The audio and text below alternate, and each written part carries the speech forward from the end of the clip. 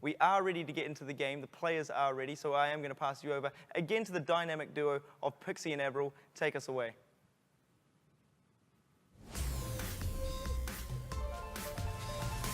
Well, thank you very kindly. I'm excited for this one. I mean, there's a couple of reasons to be excited. Let's be completely honest. The first is it's Hollywood. This is the first time we've seen anything other than Control so far. The second reason, for me personally, this is Mineski, who are at the cusp of setting themselves up to qualify. So I'm excited to see whether they can do it, honestly. I mean, this is a well-established organization and team. This is a team that potentially carries a lot of hype with them as well. I mean, possibly one of the more recognized names in this crop of teams, at least internationally, right? So I'm excited to see whether they actually can start to So with the pull out big these name, wins. with the big name sort of comes a lot of prestige, and can this You know what team they say about and men with big names? can this roster actually live Have a up hard time to filling out the census. live up to the name and the history and the sort of, I guess, prestige again of a name as worthy as Mineski? I mean, so far, I would say this team is definitely turning itself around from a shaky start, but can they continue that? Already having losses to two of the teams that we have seen means, for sure, I don't think this team is on Bongmi or unestablished juniors level, but what level can they end on tonight? Yeah, and that's a really good point, actually. I mean, there is a bit of hype around these guys, of course, but there is actually, in terms of this event, some question marks, some teams that they've dropped games to who we kind of didn't expect. Not that we really knew exactly what to expect out of any of these teams in truth, but honestly, I'm surprised to see Mineski in the position they're in for a couple of reasons. First, I'm surprised to see them as low as they are, and then after their first couple of losses, I'm now surprised to see them starting to push back up. So I feel like this is going to be quite a defining game for them as Avalon Hexa come out the gates ready to go swinging. Again, Bri back on the Widowmakers or labels on his Tracer pick. What can they get out of this one? Will they be able to make space for Bri? That was one of the weaknesses that I sort of pointed out for this team. Yeah, nearly getting the hit onto Meister there, but not quite finding it. They're actually getting really deep onto this high ground. Label's doing a good work on the backside, Already but Meister's turning around to deal with that one. Looks like they're going to be able to get a couple of key picks here to kind of stop this push short. Oh, Meister with the double. Yeah, that's gonna secure it. Meister just picking up a couple there, especially on the divers, so Mineski holding so far. I mean, Bri got a couple of shots in there. He just didn't quite get the kills. I don't know why staggered respawns. Why does Ziphius decide to sort of stay in there? Meister has picked up now 4 kills, already sitting at 70%. A lot of ult charge. Ult charge, I mean, he's going to get tag visor so quick. Yeah, Avalon Hexa, they sent all their divers in and then didn't actually carry on with the follow-up. I feel like part of that comes down to not getting the picks in advance with the Widowmaker. Means the Widowmaker herself can't really get into the thick of it. You know, technically they're running double snipers here, and then still they're having a little bit of trouble getting past Super Locks, who's definitely got a lock on that front line. Look at the back line though. Let's see if Ziphius can actually make an entry. They're seeing what they can do, but no, Ziphius with the anti-heal is already way too low. Labels is kind of isolated from his team there. Yeah, he does have to back right out. The armor on the high ground is maybe a little bit overextended as well, but Labels, the blink back, putting him in an even scarier situation, going to go down. And Mineski, honestly, I feel like Avalon Hexa just aren't really playing this offense ideally.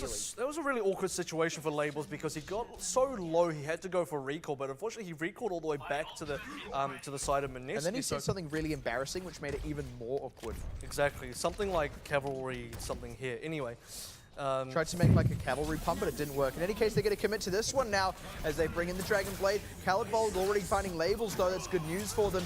Rai as well doing work. It's just trades back and forth, and Cryptic, the Dragon Blade now running out. They're looking to get onto Superlogs here. If they can break him and Meister, then they're in good stead. Ziphius with the ultimate finds Meister. That's a key one. Now he's onto the point, looking to get the follow-up from his team, though. The respawns are starting to come in for them. Where is Labels, crucially, with that pulse bump going to commit it? Who does he get? Not quite anyone, but that was good work done, allowing Cryptic to clean up, and they are going to get themselves onto this point at long last. Sound barrier committed by Joran. Yeah, a bit of a late one there. Maybe they do want to try and fight this one out, given that they still have Khalidvold here. But actually, they might be able to. Yeah, they've kind of regrouped, and Meister picks off Bri. They're actually able to fight this one back. Joran gets Labels as well. I thought they were done for. I thought it was all over Rover. Home going to commit a Graviton there to help secure it, but Avalon Hexa actually still have some gas in the tank here as they nail down Cryptic. I don't believe it. They took so long securing the Avalon Hexa respawned and came back. Look, this is the thing. Joran used the sound barrier, thought it was a little bit risky. They definitely wanted to recontest it when they bought enough time for Meister to come back, and Meister uncontested. Avalon Hexa, they completely forgot about this guy. When you don't contest Meister, I mean, he completely has ripped through the Avalon Hexa side. They It's need not to like deal with them. it's not like he went down early. Oh, sick position out of Superlocks. There is not a single member left standing. Meister already got 2 off that one. They're going to look to get a few more, get the staggered respawns in. And it looks like it's only going to be Cryptic and Kapani getting out of that one. 35 seconds and they've only got 1 ultimate. I think they're going to get held here.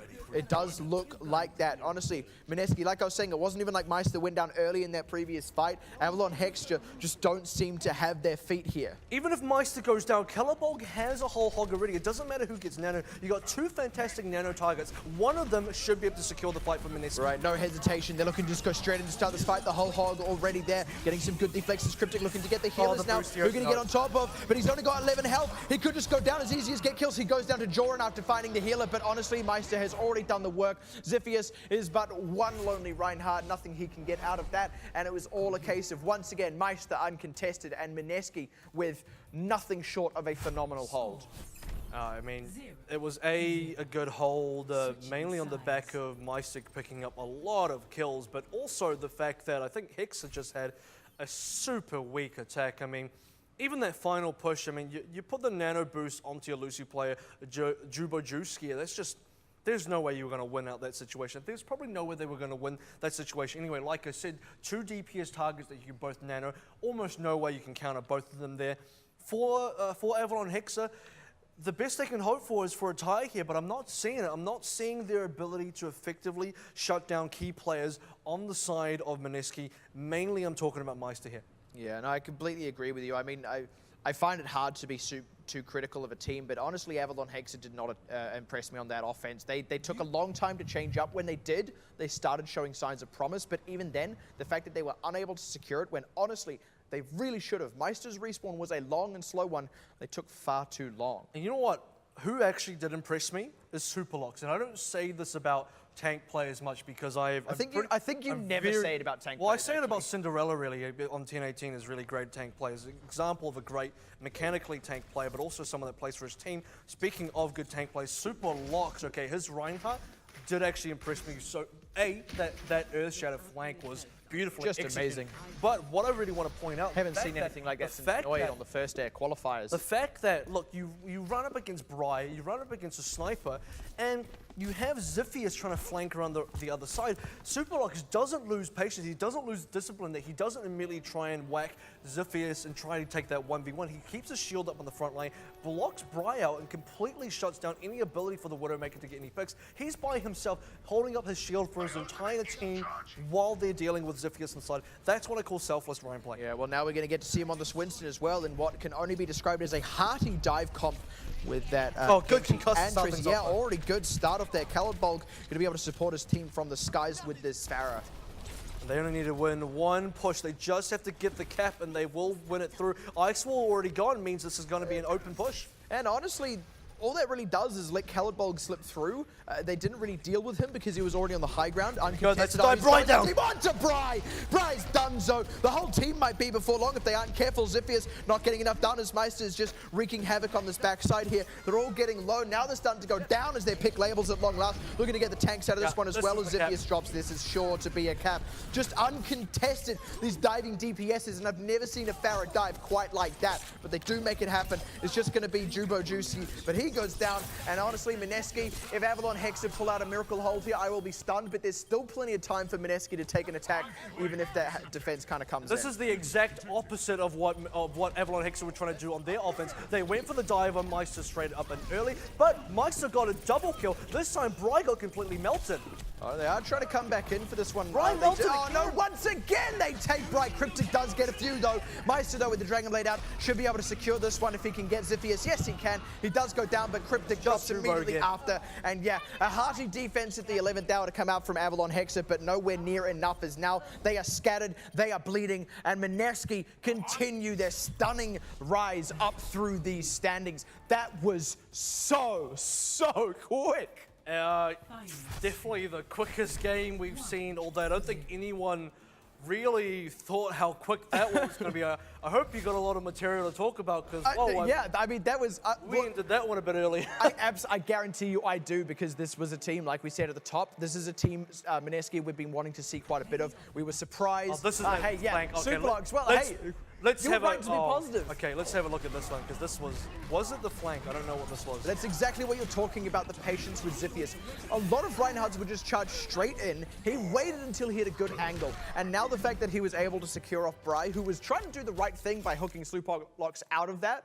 I mean, honestly, Superlocks just so patient. And here's the thing again. You really want to make me. I'll give a comparison here. 14 and Superlocks, night and day. 14 would have taken to if I want to really look at his history, he would have taken a very deep dive, gone straight to the back of the enemy team. Superlocks takes a very shallow charge, gets the early kill. Unfortunately, he got hooked, but look, if he didn't get hooked, he actually would have been fine. He was fine anyway. He got saved by his team, but he was in a situation where he could be supported by his team. 14 would have just charged to his death. Yeah, they'd already taken out the Reinhardt, the front-lining tank, right? The rest of his team, Meister especially, was having no trouble dealing with the rest, right? There was no shield to block that DPS from Meister, and Bry was off to the side. I mean, the hook was kind of good because it stopped Superlocks specifically from doing damage, but Meister didn't instead, and then Bry died to Superlocks. He kind of secured his own doom there, right? It's like you go fishing, but you catch a kraken. You know, it's not what you want.